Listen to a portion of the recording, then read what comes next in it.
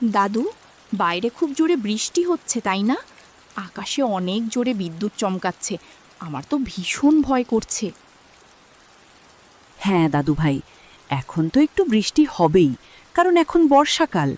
এই সময় একটু বৃষ্টি বেশি হয় এবং আকাশে বিদ্যুৎ চমকায়।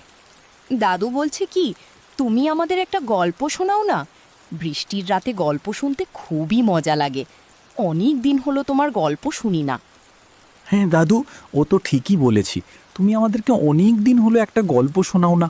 আজকে আমাদের একটা গল্প শোনাও না। ঠিক আছে, তোমরা কিসের গল্প শুনবে সেটা বলো, আমি সেই গল্প বলবো। আমরা ভূতের গল্প শুনব। তুমি আমাদের ভূতের গল্প শোনাও। ঠিক আছে, শোনো তাহলে। অনেক দিন আগে সোনাইমুড়ি গ্রামে বসবাস করত রহিম এবং তার স্ত্রী এবং বাচ্চা। তাদের পরিবারের প্রধান আয়ের উৎস ছিল একটি গায়েওলা গাভী। গাভীর দুধ বিক্রি করেই তাদের সংসার চলত। প্রতিদিনের মতোই একদিন রহিম তার গাইটিকে মাঠে বেঁধে রেখে আসছিল। কিন্তু সেই দিন হলো কি,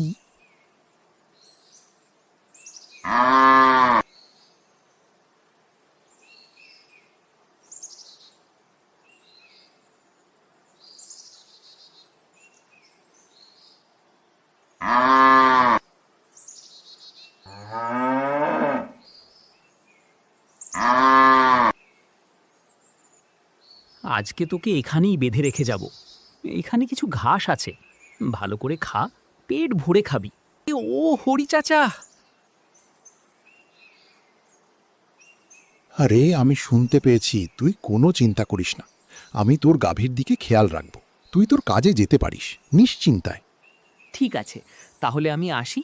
সন্ধ্যায় এসে আমি নিয়ে যাব, তুমি খেয়াল রেখো।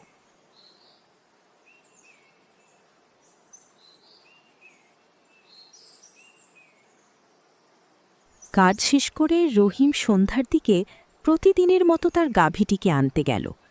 কিন্তু সে সেখানে যেয়ে দেখল তার গাভীটি সেখানে আর নেই।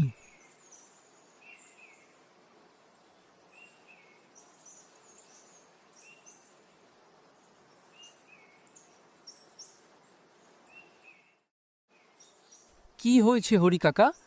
আমার গরুটা কই, দেখতে পাচ্ছি না তো।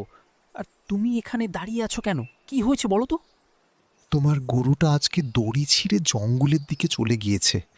আমি ওই সময় কাজ করছিলাম, এদিকে তেমন খেয়াল রাখতে পারিনি। এখন কি করব বলো তো?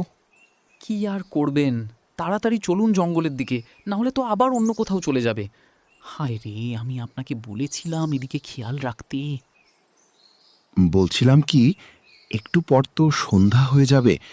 এখন আমাদের একা একা জঙ্গলে যাওয়া কি ঠিক হবে?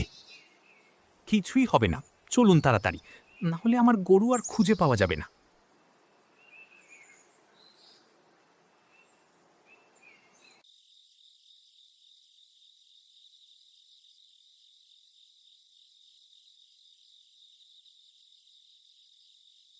তারা দুজন মিলে জঙ্গলের যে তাদের গরুর খুঁজতে থাকে।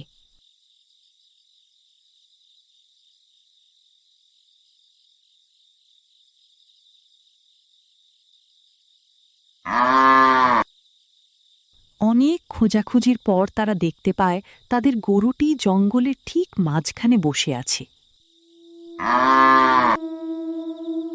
আরে, ওই তো তোর গরু জঙ্গলের ভিতর বসে আছে। আজকে তোর গরু আমাদের দুজনকে ভালোই দৌড় করালো।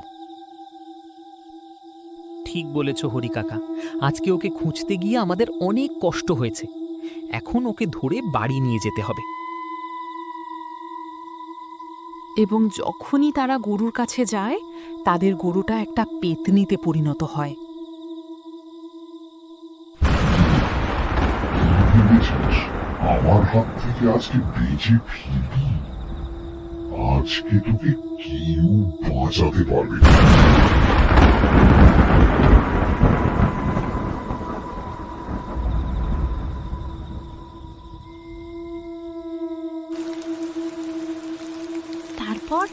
তারপর কি হলো?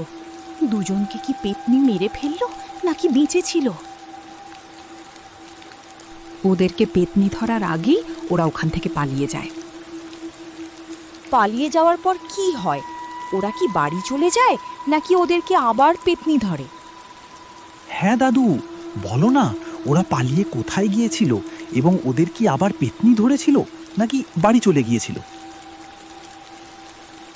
ওরা দুজন দৌড়াতে দৌড়াতে অনেক দূরে চলে আসে, জঙ্গল পেরিয়ে ঠিক জমির মাঝখানে।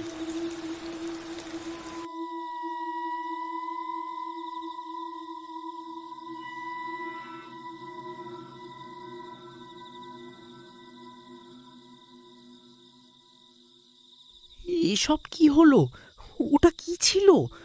আর একটু হলে তো আমাদেরকে মেরে ফেলতো। এখন কি করব বলো তো? ওটা একটা শাকচুন্নি ছিল, তোর গরুর বেশ ধরে তোকে ধরে নিয়ে যেতে চেয়েছিল। কাল খুব সকালে এসে জঙ্গলের ভিতর গরুকে আমরা খুঁজব। এখন আপাতত বাড়ি চল, না হলে আবার কোনো বিপদ হবে আমাদের। এরপর রহিম বাড়ি গিয়ে দেখতে পায় তার গরুটা বাড়িতে রয়েছে।